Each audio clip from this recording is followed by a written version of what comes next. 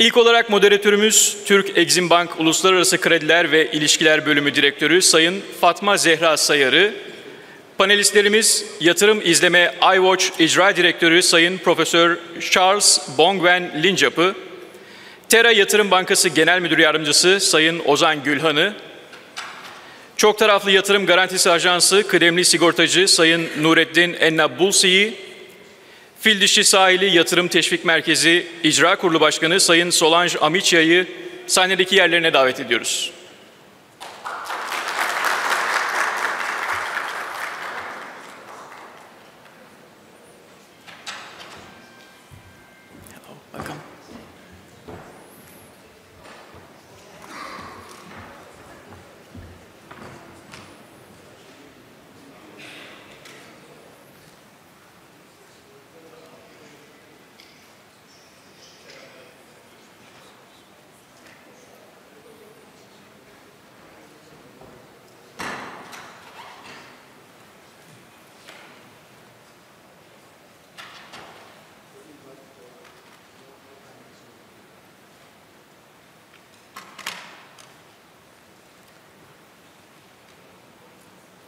Ve sözü moderatörümüz Türk Exim Bank Uluslararası Krediler ve İlişkiler Bölümü Direktörü Sayın Fatma Zehra Sayar'a bırakıyoruz. Panelimiz başlıyor.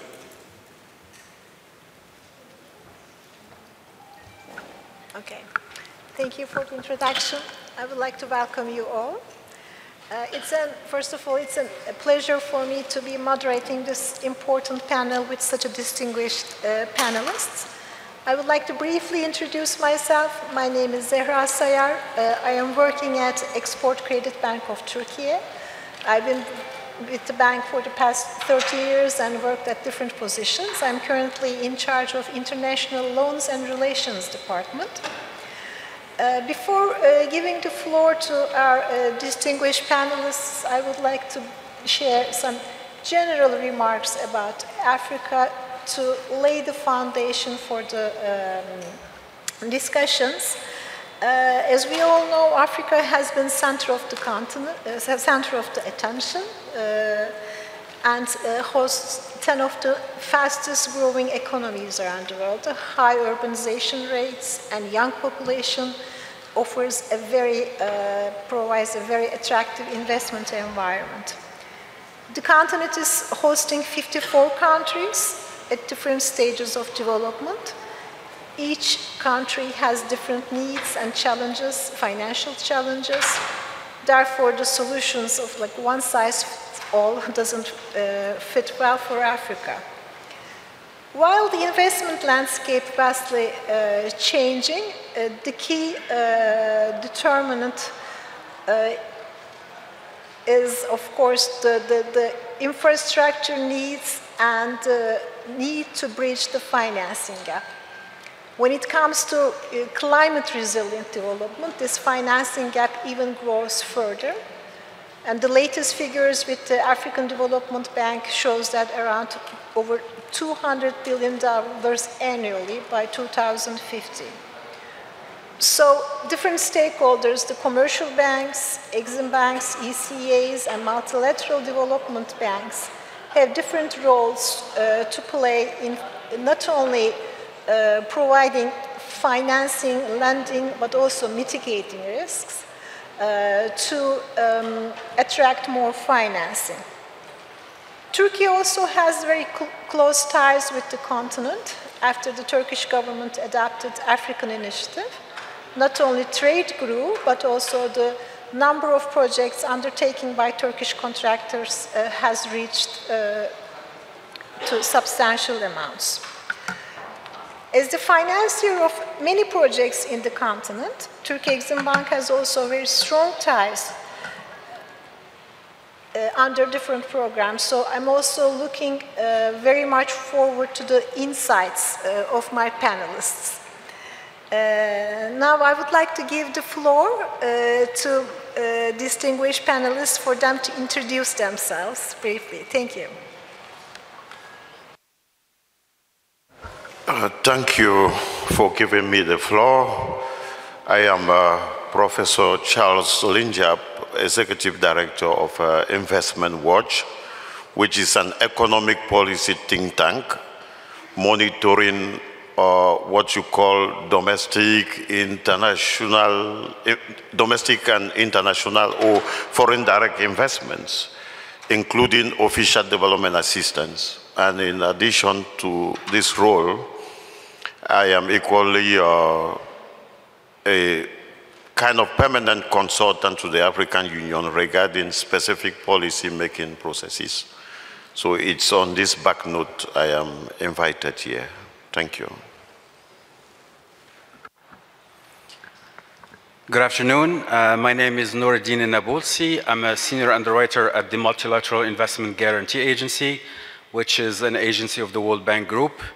I have been with MIGA for quite a number of years in different roles.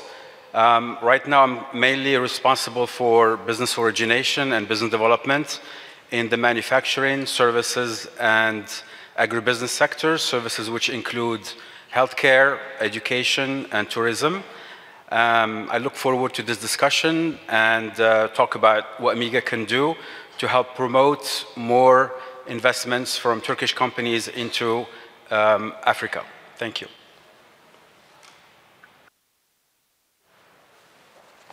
Hello, my name is Ozan Gülhan.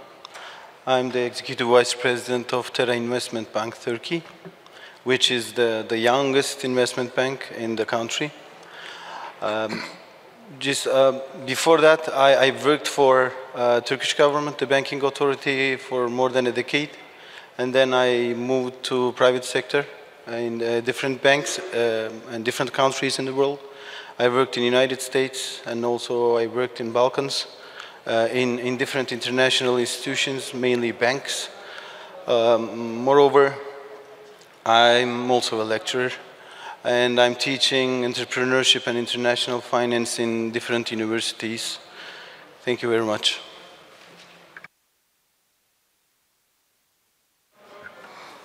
Good evening.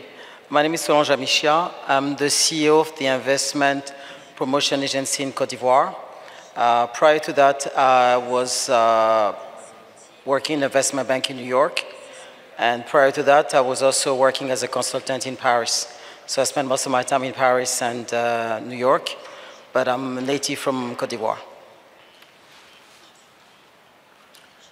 Thank you very much. Then I'll start with the first round of questions. And my first question is to Mr. Linjab. Mr. Linjab, how do you assess the investment climate in Africa? And how do you see the investment opportunities evolving? For now, I will stop, and a follow-up will follow. Thanks for giving me the floor once more. In terms of the investment climate, I would like to be categorically clear that significant efforts have been made to improve on the trade and investment climate. For instance, in terms of regulatory instruments, we now have what you call the African Continental Free Trade Agreement, which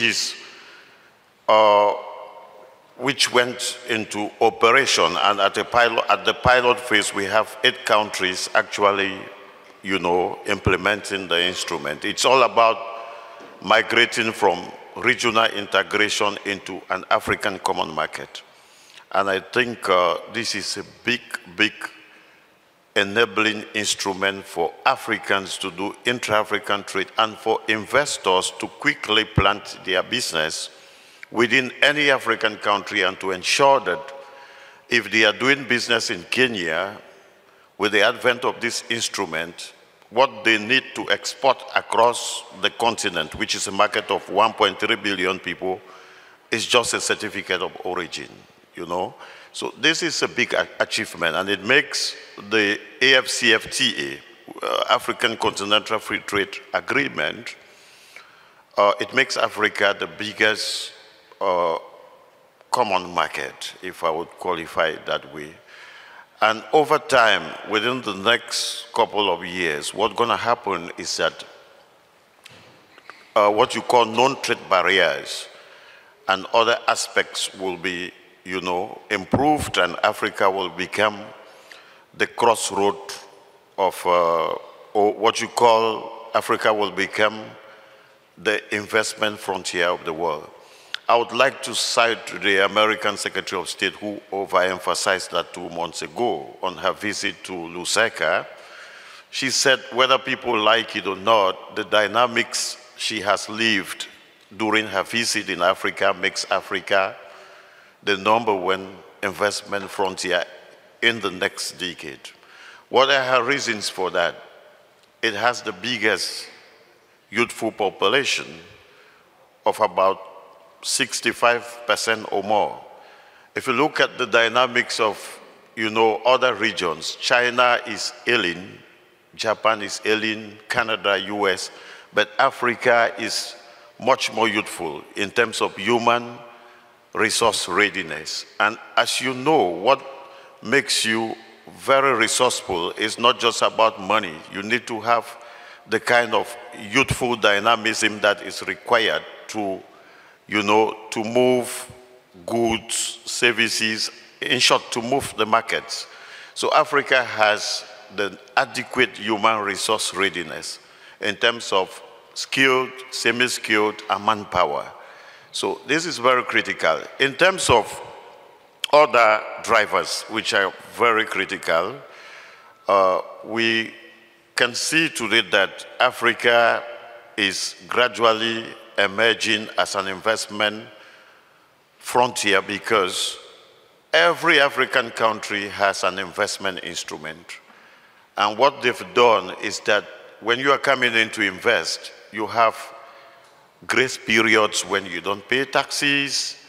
You have other measures like import excise duties that are granted to facilitate the movement of equipment. You even have what you call human resource offshoring rights, meaning the expatriates coming to work are granted special status.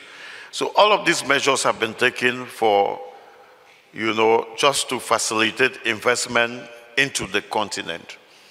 In addition, Africa has made other significant inputs like building what you call investment disputes mechanisms through the AFCFTA protocol.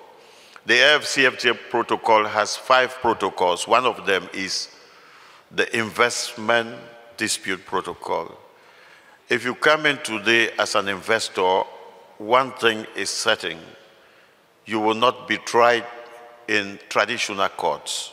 You will go through an investment dispute settlement process, which is not complicated, it's very quick.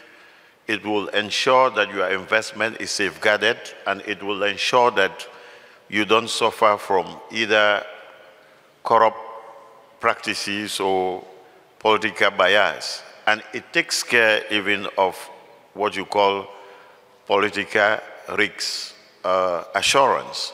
And all of this has been done by the AFCFTA Secretariat, which is based in Accra, Ghana.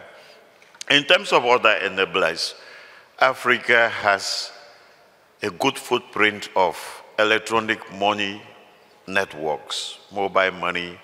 In fact, in terms of fintech, Africa is building its own solutions of, enabling money transfer, meaning moving money, people, goods, and other services. In terms of visa services, several African countries have adopted e-visa services. You don't need to go to an embassy to come to Africa. Believe me, you just need to go online with your required documents. In few hours, you will have a notification you applied. In next 1-2 days, you have your visa. So these are the drivers that have been put in place. Other drivers will include, a big, what you call middle class. Africa has a middle class which is getting to about 800 million people. There is a rich upper class, but that's not what is important. What drives the economy is the middle class, be it the upper, lower middle, or middle class. And there is a huge middle class with purchasing power. So whatever sector of business you are interested in putting your money, you wouldn't regret, because there is a huge market. In terms of investment opportunities, let me go quickly. I would like to let you people know that Africa has enormous mineral resources which can be used to, fabricate or make, manufacture electronic vehicles, electronic vehicle batteries, and so on. And what I would like people to know, the worth of the valuation of African minerals is about $118 trillion. It's true that the African economy today stands at 3.5 trillion US dollars, but China, 15 years back had a very small GDP, but Africa being at the level doesn't mean in the next decade we cannot get to, say, 18 trillion US dollars or more. So we have a strong mineral valuation in terms of oil and gas, in terms of cobalt, nickel, lithium. We got all these resources. So the resources are there, but they are unharnessed. And that is the reason why we think investors can come in to facilitate the process of transforming them in order to add value in terms of value addition. Now, in terms of direct business opportunities, the climate entrepreneurs, we don't really have enough of them. In terms of renewable energy, the Paris climate agenda, transitioning from classical energy sources of using thermal energy into much more climate-friendly sources like solar, wind, and hydro, we have enormous potential. And access to energy today is very limited in Africa. Just about a fraction of 65% of Africans have access to energy, and most of it is in the urban dwellings. The rural dwellings are missing, and solar energy is the way forward. Africa has all the sun, as we know, but we have not been harnessing this potential.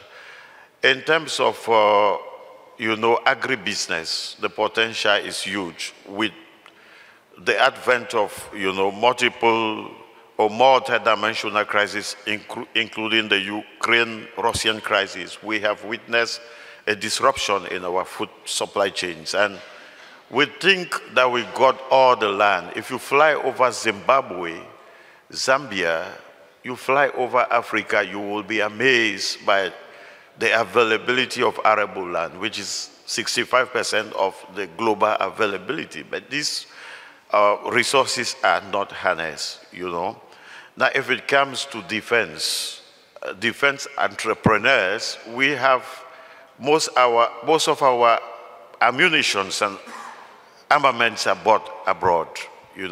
These are where the opportunities are.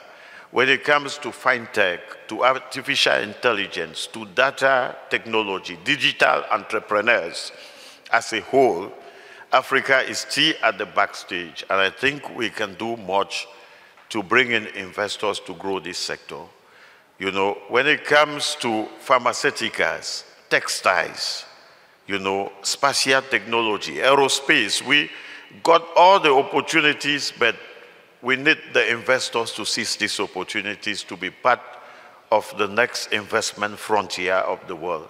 Whether we like it or not, by 2040, Africa will be the continent of the world.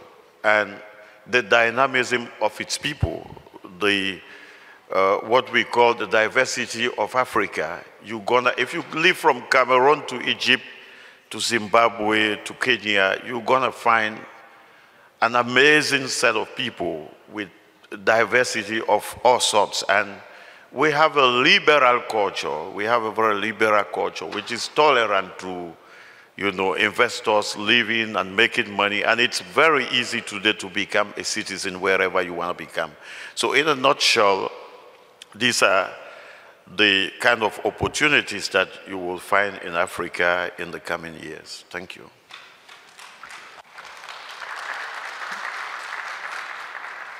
Thank you so much. Ms. Amisha, coming from one of the host countries of the continent, can you provide insights into the investment climate in Côte d'Ivoire and in West Africa in general? And Yes. what are the key issues in attracting finance and investment that might be the solutions in your opinion? Thank you.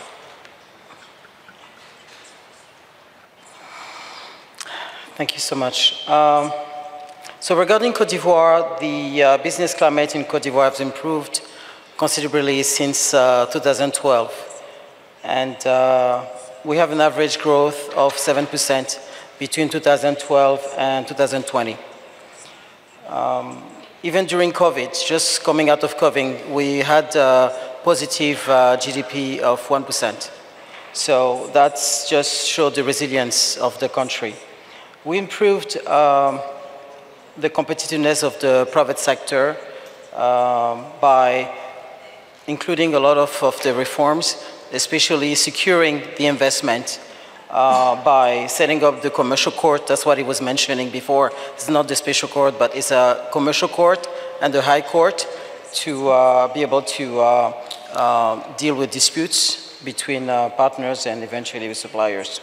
And also we have installed the protection for minority, let me guess this out, minority shareholder rights, if you have less than 10%.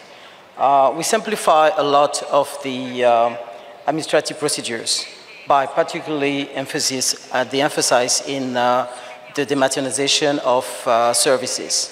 So we create a lot of services like e-services. You were just mentioning e-visa, e-taxes, e-social security, e-suppliers, e-enterprise to register companies, and also e-regulations. So these e-services are made available. We also create a lot of one-stop shop in order for all the administrations to be in one site. That reduce, bureaucracy and also fast track. We had worked on strengthening the legislative and regulatory framework. We put together anti-corruption laws. We even have a high court, a high authority for good governance, including whistleblowers. And I think we even have a ministry in charge of high governance. So it means that really the country is very adamant in resolving this issue.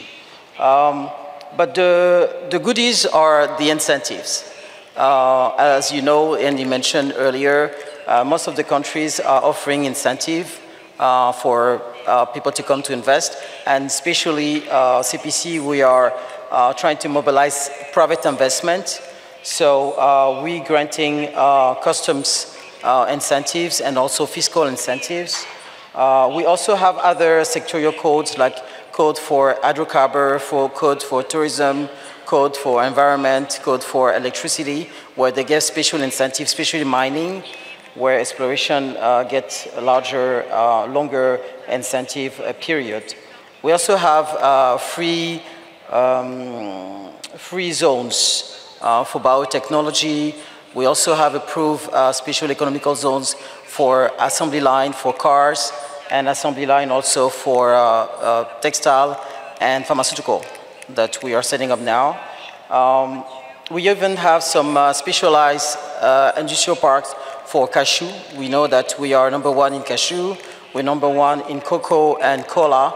And so these commodities need to be processed locally. This is one of major policy, is to process locally most of the raw material, agricultural material. And so we set up specialized industrial parks for these. So I would say under the investment code, which is the incentive code within CPC, we are one of the, I think, the only country in the world where if you have political unrest and damage your assets, the government will reimburse you the investment that you put on the acquired assets. So all these reforms that we enable in Côte d'Ivoire, that enable us to attract $1.6 billion in 2022. That's an increase of 15% on, compared to 21. So we improved also a lot of, we improved the ranking of Côte d'Ivoire on the international indexes like Mo Ibrahim, the World Economic Forum, and also the good governance, all these indexes. So we work really hard to improve the ranking of Côte d'Ivoire within these indexes. So you have to remember, in West Africa, even though Côte d'Ivoire is among the top guys in economy in West Africa, we have the same challenges in West Africa. And the challenges are mainly managing political transition. You know, if you know, there's a lot of political change around us. And so managing this political transition are very important, and they need to lead to social and political, we have a lot of political and social demonstrations. So the deal is really to make sure we can just have a smooth transition on these. We have also, we need to have more free movement of people and goods within these economical zones, which we discussed a little bit earlier. We have now the continental African zones, and we need to make sure we can trade within Africa and across borders. As you know, we have also insufficient infrastructure, and you mentioned that earlier. Energy, industrial park, water, and telecommunication. These are the main ingredients that we need, and roads, of course, that we need for developing a country.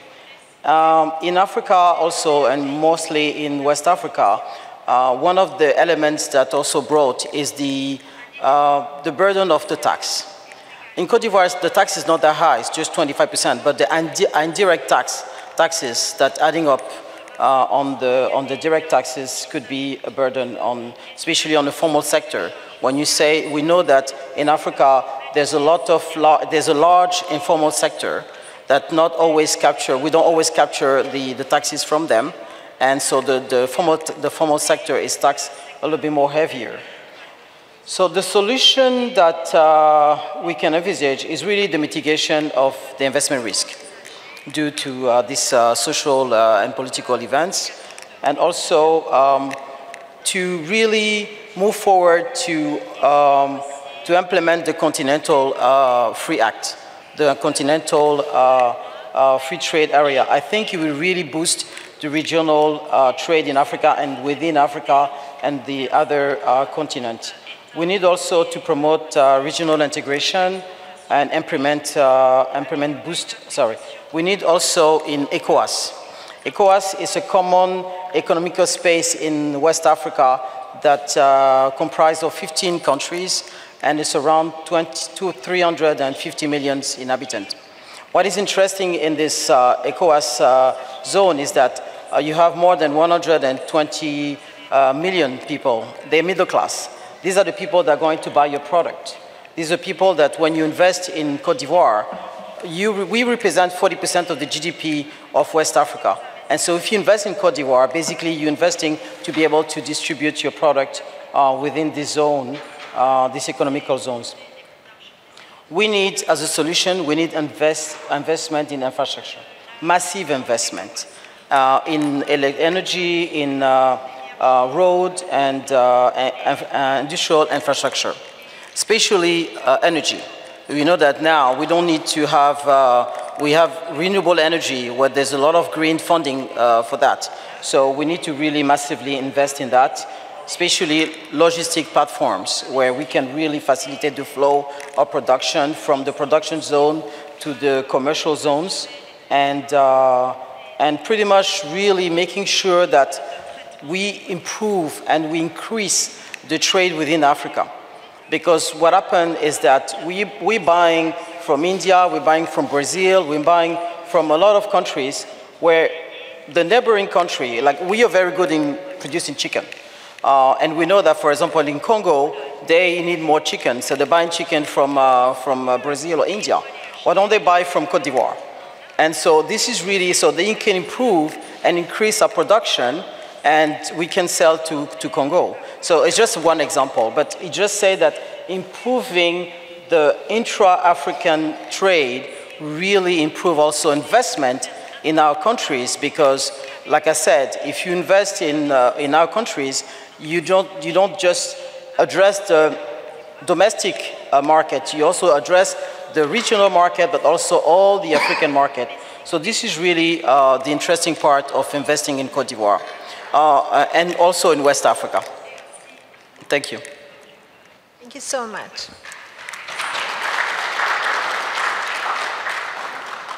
Mr. Gülhan, if I can request to have your insights on the current opportunities and challenges for the investors and businesses that are planning to engage with Africa. For sure. Thank you, Zehra. Actually, Professor explained very well about the general situation in Africa, but I would like to add some topics from a financial perspective, that like someone who has experienced internationally how Africa looks like from outside. I mean, because of my experience in different countries, I was engaged a lot of in potential investments and also potential loan decisions related to the investments in Africa. So when we check, I will kind of repeat what the other panelists actually mentioned, but with its resources, with its wealth, Africa shows a lot of potential in the future from a financial perspective. We always, like inside the banking sector, the only word or sentence that like next 20 years will be the 2 next decades of Africa. So what we called, again, from a retail perspective, retail banking perspective, as the other panelists mentioned, the urbanization, the cities are growing in Africa, which means that we are talking about almost 1.5 billion customers, consumers, retail banking clients we are talking about. So it's very open. I mean, when you just analyze the banking in the region, in the whole continent, the underbanked population is really high. So what we need from financial industry perspective, we have to find a solution to offer some services to those people. As mentioned before, there's a huge middle class with a very good income who are ready to increase the potential of the countries. So another point, the agriculture. Everyone knows that probably the top problem in the world will be the food in upcoming years. And as a continent, Africa has a big potential, which it has a lot of arable lands. So agribusiness will be a very good opportunity for Turkish investors and investors from outside. It's very promising sector that we should go there. We should apply our high technology agriculture, because like most of the bankers and economists know that like the agribusinesses in Turkey are moving outside, and mainly we're just following it. They're going to Asia, mainly Turkey countries, and some to Balkans, but Africa is another potential for those investors.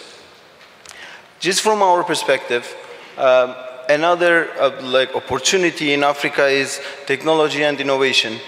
Now we are in the era of technology, and the technology hubs and like startups, we know that they're growing in Africa.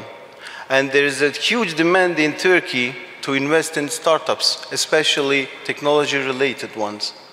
So what we should, from our perspective, follow that with our venture capitals, we can go and analyze the potential in Africa.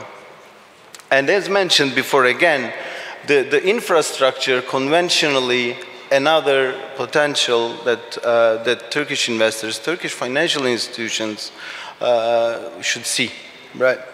But when we come to the challenges, and everybody probably in this hall knows that the political and regulatory risks in Africa is the top risk that we need to manage. And from our perspective, we see that like it's manageable, but we need more analysis, we need more professionals, we need more collaboration from locals. Because as an investment banker, to analyze a market from outside, it's easy, the information from third party. What we need to do that, we need to collaborate with local partners inside different countries in Africa to understand really what are the potential risks. And then we have to find solutions to those problems, how to manage it. Besides that, again, I call it like infrastructure is an opportunity, but also it's a challenge. So when you want to invest in Africa, from investor perspective, you see you're looking for some, infrastructure to invest. So in this case, African countries or governments need to initiate to increase the quality of infrastructure in the whole continent.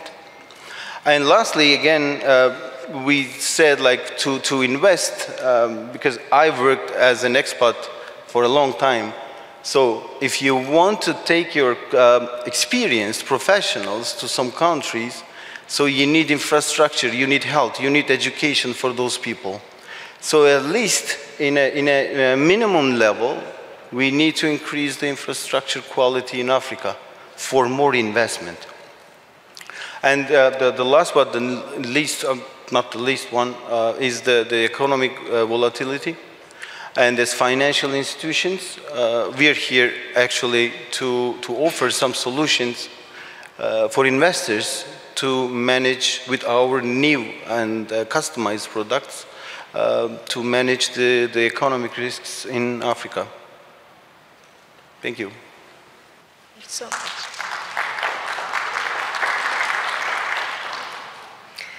Mr. Nabalsi, we know it is a main determinant in investments to mitigate the risks involved for investors. And we know MIGA as a multilateral agency provides various types of tools and insurance and guarantee products to protect investors. If you could elaborate a bit on the products and which one you think is the most relevant in your opinion to the Africa, and if you could also share some examples how you unlocked critical investments in Africa. Thank you very much. I think this was a good segue to risk mitigation. We heard a lot about risk and mobilizing investments into Africa, and that's exactly why MIGA was created about 35 years ago, with the mandate to mobilize and encourage foreign direct investments into emerging markets. We basically operate in 154 countries. We have 182 member countries, but in terms of the African continent, we have supported a number of projects. Actually, Africa makes up about 30% of our portfolio right now.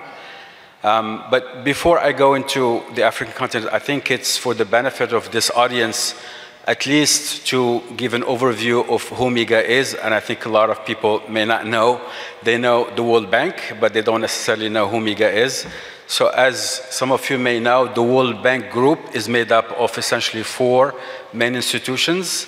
There's IBRD and IDA that essentially finance public sector projects. So they work directly with governments, and they provide technical assistance and financing for public sector projects. There's the IFC, the International Finance Corporation, that finances private sector projects in emerging markets. And there's MIGA, the youngest institution, which is the Multilateral Investment Guarantee Agency. We essentially provide risk mitigation tools to mobilize foreign investments in emerging markets. And we do that by providing political risk insurance, credit enhancement, And recently, we're also providing trade finance as well. In terms of political risk insurance, we have 4 main products.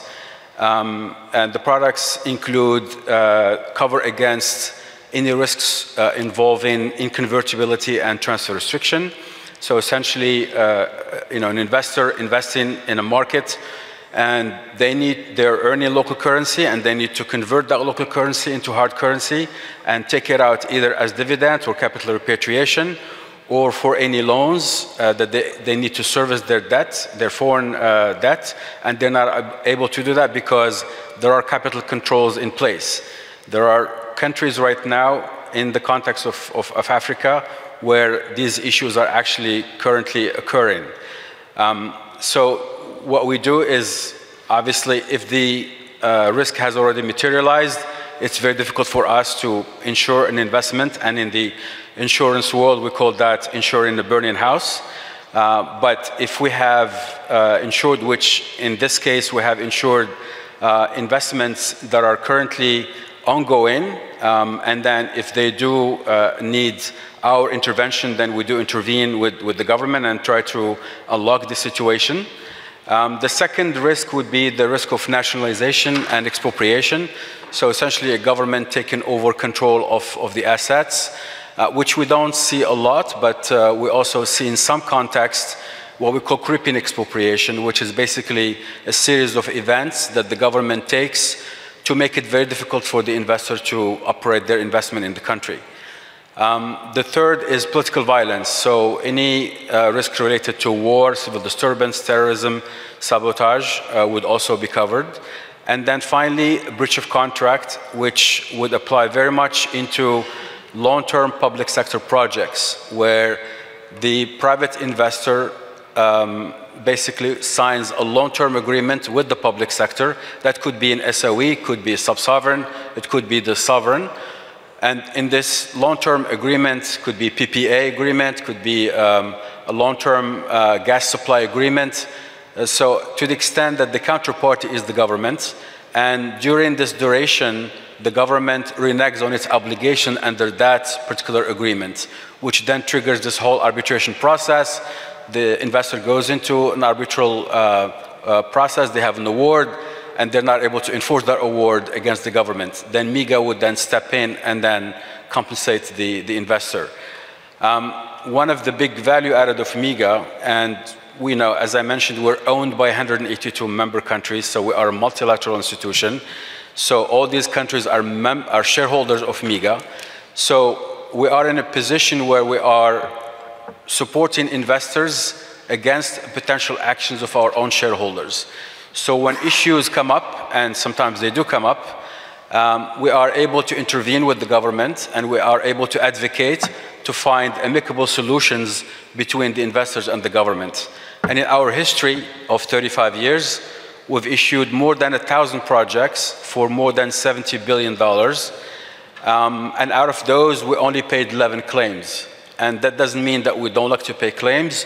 What it means is that about 16% or 160 projects run into issues where MIGA was asked to intervene, and we were able to unlock the situation and not let it escalate to a claim situation.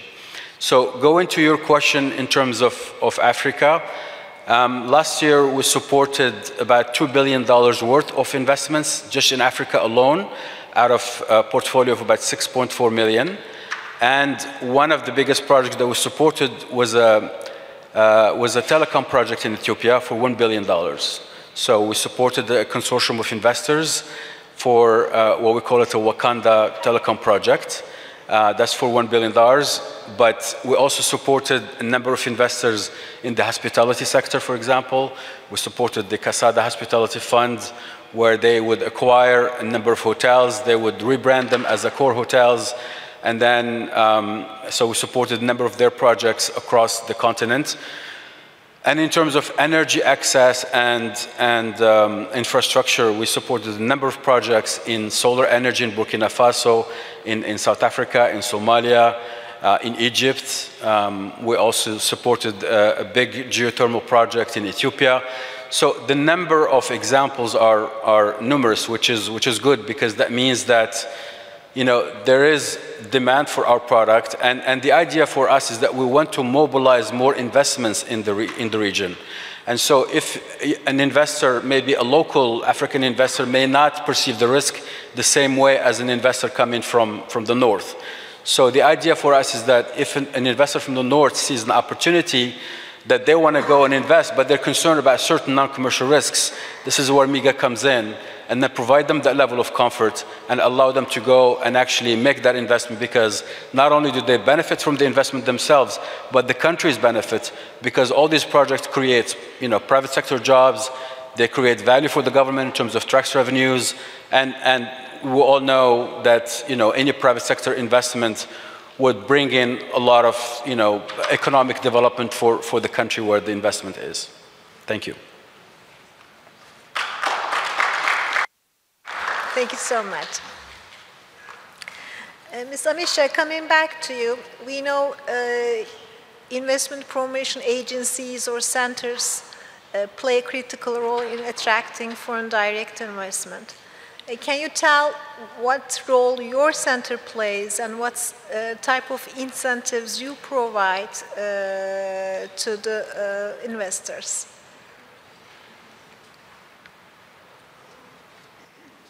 Thank you. So like I said, we have the investment code. Under the investment code, we have two phases. The investment phase where usually you build your factory and you bring equipment. So you have custom exoneration on that. And the VAT is suspended for 2 years. And once you finish your investment and you're starting operating, you have on category 1, if you do agriculture, agro-industry, agro-food, if you are in healthcare, if you also have in hospitality, hotels up to 5 billion CFA, you can have an exoneration up front. And if you have other activities like ITC, logistics, training and stuff like that, you can have a tax credit, just a discount on your taxes. What is exempted is, sorry, let me just keep this out. What is exempted is activities that are not adding value, like trade. You buy, you sell. Financial services. This is a debate. Financial services, they say there's no added value, but it's a debate. So this is pretty much what incentive that you have with CPC.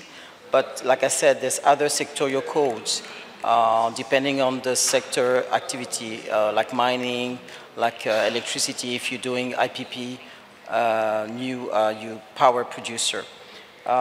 So the investment, CPC is helping to mobilize a lot of investment, and I just want to give you a little bit of some opportunities for Turkish companies if they want to invest in Cote d'Ivoire, and even Turkish banks or funding.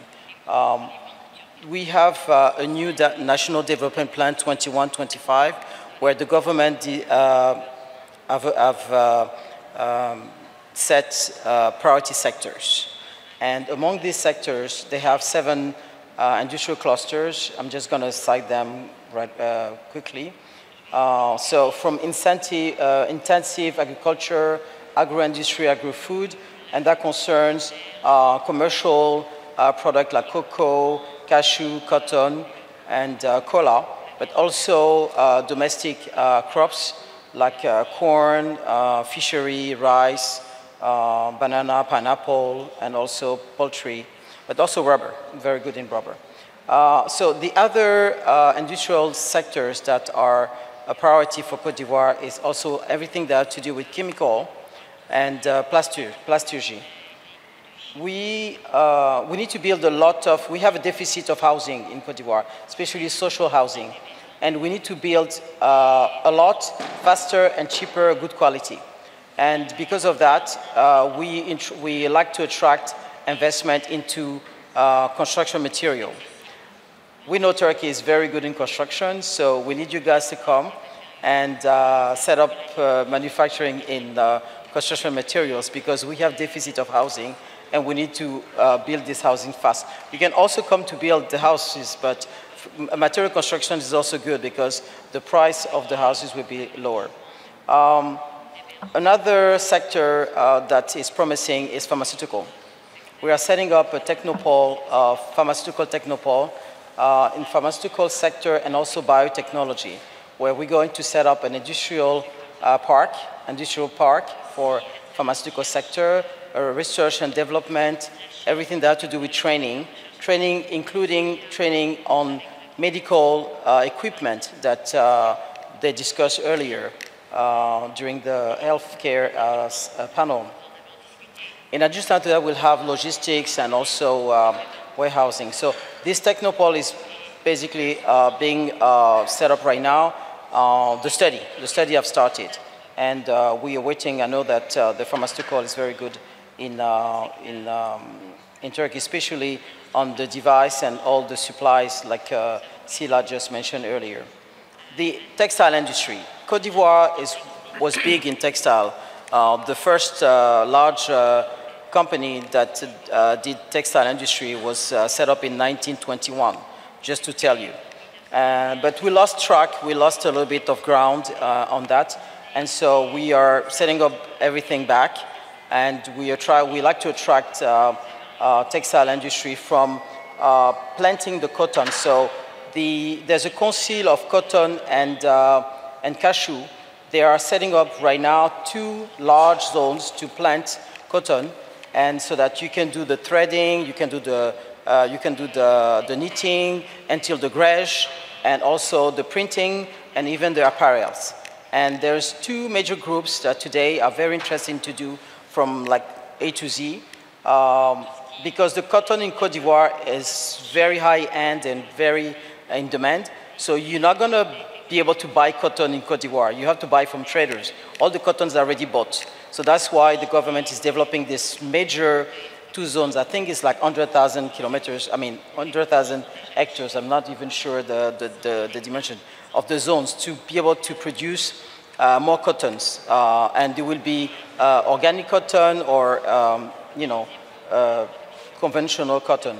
And so we want to develop redevelop the textile industry, and really counting on some of the Turkish company because they're very big in textile and really need some of these over there. Packaging. Packaging is very big because it's a supply for all the other industries. And so I know Turkey also is very good in packaging. We're waiting for you. The other cluster that is actually also developing Côte d'Ivoire is assembly line for vehicles, auto parts, vehicles. But beyond the assembly line for cars, we're more interested in the small businesses that actually create the parts, because that's where the value is added. Assembly line, if you just bring all the equipment and you just assemble the car, no value for us. We rather have the small businesses creating, especially we have rubber, they can do the tiles, we have PVC, so we have plastic. So we can create all these small businesses to create the added value or the product, the component that will go into the cars. And of course, there's the 3 transversal growth, which is digital economy and tourism.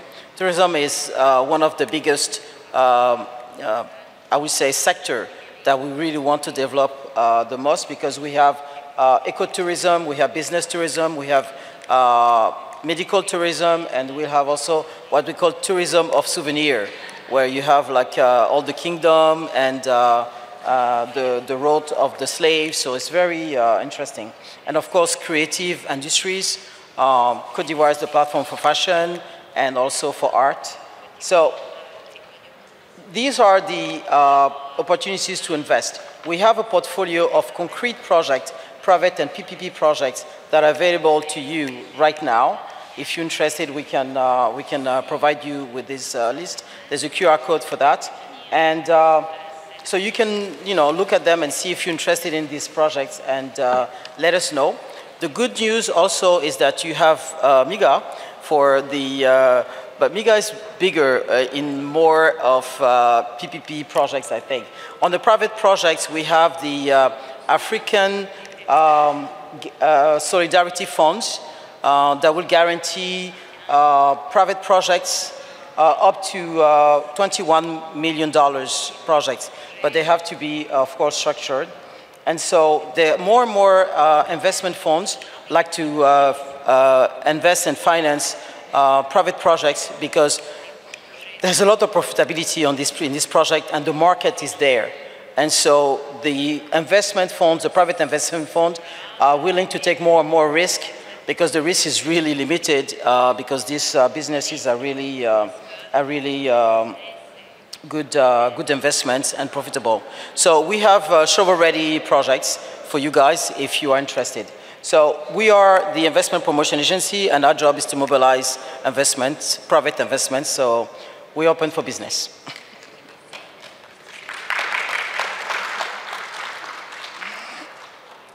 Thank you so much. Oh, let me call this. Mr. Gülhan, as an investment bank, if you can give us some insight as to what type of solutions, products, services you provide to the investors who would be interested in doing business in Africa. Sure. Just, I know that we are running out of time, so I will keep it more short, and I will try to summarize what we offer to the investors or to the businessmen. So as an investment bank, if we divide into two main groups, we have two different products. The first group is the conventional ones, and what we call it, the second group is more technology-oriented, the new age products that we can offer. The group that I worked for, the Terra Group, it's composed of almost all different financial organizations and companies. So now our biggest umbrella, we put it under the investment bank. However, we are also providing a lot of new age products to investors, to businesses. So the main, the number one product that we are offering, as you know, is the payments. Even today, I received more than 5 complaints about the payments between Africa and Turkey. It's a huge burden for all the sides to send or receive their funds. So in order to solve this problem, we are trying to extend our correspondent banking relations with the region. And also we are asking help from another Turkish bank to guide us what to do.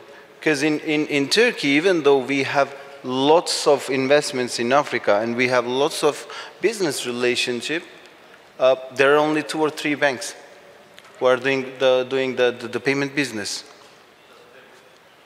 Just payment. So the first product that we are willing to offer is to easing the payment process with conventional way and also with the new technological ways that we might use. So what's other product? The standard letter of credit, letter of guarantees, which provides both sides insurance. So the trust will increase with those kind of products if you have a bank behind it. So other than that, we have also advisory and wealth management, and we are also trying to gather like funds, big ones, with our second company, Terra Investment, in order to gather funds from different investors to have like a big fund in order to invest in different regions in the world, actually, and Africa is one of them. So this is a really good opportunity if you want to invest in it, or if you have a project which has with a huge amount, so you cannot do it by yourself as a one investor. But if you have financial institutions behind you, so we can, with our connections, we can find different investors in order to use our funds all together as an investment fund. So when we move on, just briefly, to our new age products, the technological oriented. So we call like everything is online in the world now. And in the first round I mentioned, as Africa is a very good market for us, for online banking, for mobile banking. And today, Terra has almost have connection with more than 300 application developers, which means whatever you needed, we have it. Business to business, business to B2C. Whatever you needed, it's there. And the custom-made products of us, for example, you have a plan, you have a project, you're planning to invest something, but you have specific needs. So we are just designing the product according to your needs. So now in today's world, nothing is one size fits all. We believe in that. So what else we have? The top priority of Terra Group is sustainable finance and green banking. So we are following the famous trend in the world. And we see is we are actually incorporating the mentality of green finance to our group also. I would like to mention that like we have also a farm as a financial group for the agrotech. So we are trying to use technology everywhere, and we are using also our financing muscles in order to support these sustainable projects, which Africa has a big potential about this when we come to the agribusiness point especially, because Terra Group is putting a lot of importance to the agriculture. And again, another point that for ESG, again, the sustainable banking and finance, we are giving advisory businesses. So as you may know, in the Western world, there are lots of support from international organizations for those kind of projects. So what we are doing, like if you have a project, so we can find you funds for that. So we can work on it together according to the needs or the qualifications or the must from the international organization, and then we are just applying for it to receive a very well amount with a low interest rate, and at the end of the day, again, we are protecting our environment. It belongs to all of us. Thank you. Thank you so much.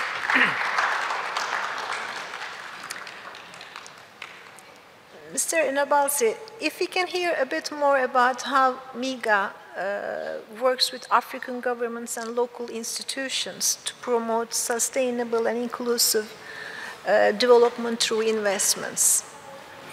Thank you. As I mentioned before, we are owned by 182 member countries, and we meet regularly with governments. Actually, currently right now in Marrakesh, in Morocco, the annual World Bank and IMF meetings are taking place, where we meet with governments and we talk about their priorities. And along with our colleagues at the World Bank and IFC, we want to know exactly what their priorities are so that we are supporting the investments that are in line with the country's strategies. So for example, we heard a lot about PPP projects today, you know, in the healthcare sector, in many energy sector and other sectors, where the government wants to attract, you know, foreign investments, and they want to attract private sector investment. So in some cases, MIGA actually would provide a term sheet as part of a tendering process, so that the private investors want to attract a bigger group of potential investors, and also to attract those that may not be considering putting up a tender for that specific project in case they are concerned about certain non-commercial risks. So the idea for us is that we want to attract a bigger, you know, group of investors and potentially reduce the costs. So the more bidders you have, the less the cost could be for the government. And the projects that we would be supporting we always need to make sure that they comply with our high standards of environmental and social, that they are in line with the Paris alignment, that they are in line with the climate agenda of the country as well as the World Bank. And they promote, gender equality, they promote, job creations, and they are beneficial for the country. And again, the role of MIGA is to mobilize foreign direct investments into emerging markets. So in whichever way we can do it, that would be beneficial not only for the countries, the companies that want to invest, but also for the countries that are competing for private sector investments. Thank you. Thank you so much. I'm getting the warnings that the time is running out, so I would like to wrap it up. But I have two more questions I'd like to raise, and if you can be brief, I appreciate it. Mr. Linjap, you briefly mentioned about climate issues. I would like to inquire how the African countries addressing the challenges of energy transition and climate issues, and how you evaluate the impact these issues on investments and sustainable economic growth in the region. It's a big issue. Thank you so much. We are running late in terms of the slotting of our discussion. I would say succinctly that building a climate-friendly ecosystem is predicated on building the technical skills of climate entrepreneurs. It's not just about money, but if you don't have the kind of young people who are trained on climate technology, what's going to happen is that even if investors who come with money and technology, sustainability becomes an issue. So what I would suggest very strongly, and I've been saying to the African Union member states, is that they need enablers to facilitate the implantation of renewable energy transition technology, be it solar, windmill, or be it hydro. And these solutions can be done from a three-pronged approach. The first is to facilitate innovative financing for these sectors, because entrepreneurs don't have collateral capital.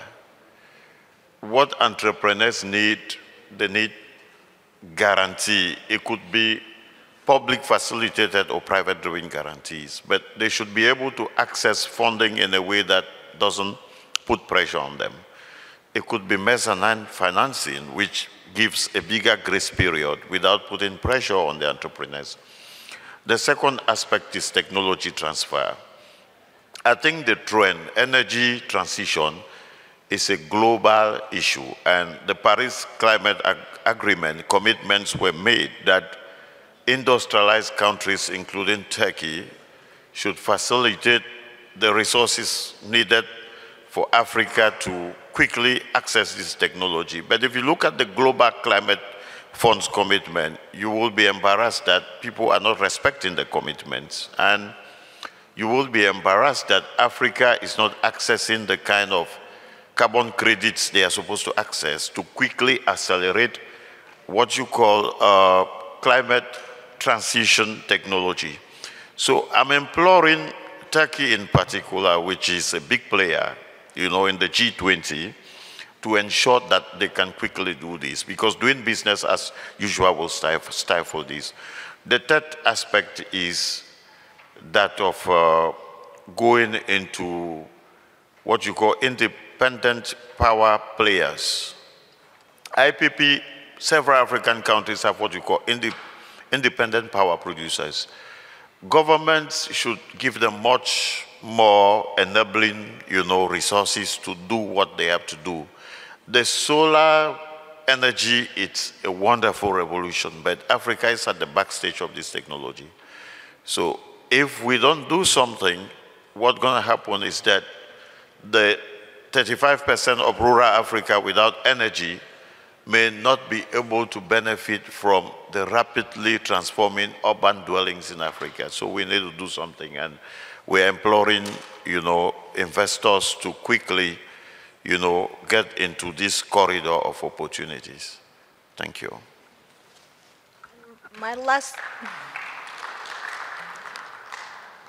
Thank you so much. My last question is to MIGA again, Mr. Nabulsi, since the subject is the right one. How does MIGA partner with other financial institutions on specific projects in the continent? And I would like you to give maybe a couple of examples with your cooperation with Turkish banks. I mean, we cooperate with other multilateral institutions, African Development Bank, ATI, many other, KfW, and a lot of the development finance institutions. But we also, cooperate with commercial banks.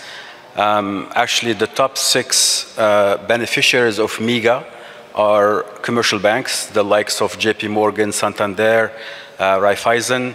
And we work with financial institutions in 3 ways. One way would be to support them when they are actually providing funding, debt funding to a project finance transaction. The second is through credit enhancement. So similar to what we have done with Turk-Exim, where we have mobilized about $1 billion as a credit enhancement for banks to own land to Turk-Exim, so that Turk-Exim can actually own land to the exporters. So in terms of Turkish banks, we have supported a couple of Turkish banks, but this was a long time ago for their investments in Central Asia. We have not done anything recently with Turkish banks. However, we have supported a number of corporates. We supported Shisha Jam in Egypt. We supported Elif Plastics in Egypt as well. We supported, FS, Coca-Cola Ishacek, and a number of Turkish companies. But we have had several discussions with Turkish corporates looking at potential investments in Africa.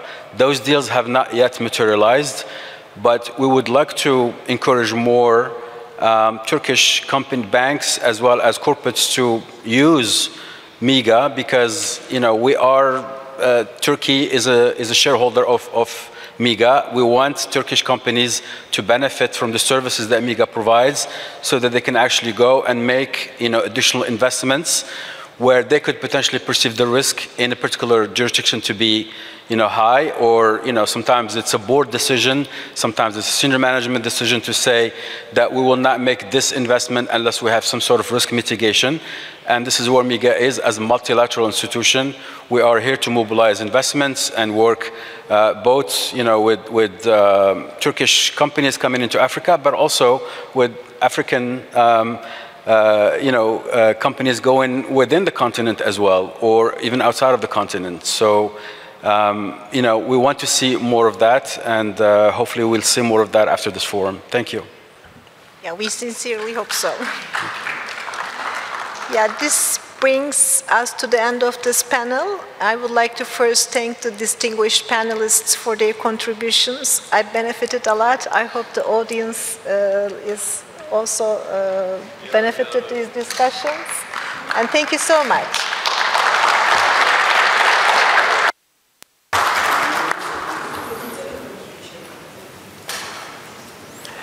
Değerli konuşmacılara, değerli paylaşımları için çok teşekkür ediyoruz. Değerli konuklar, Afrika'da Yatırım Ticaretin Finansmanı ve Türkiye ile Bankacılık İlişkileri panelimiz burada sona ermiştir. Katılımınız için çok teşekkür ederiz. İyi akşamlar dileriz.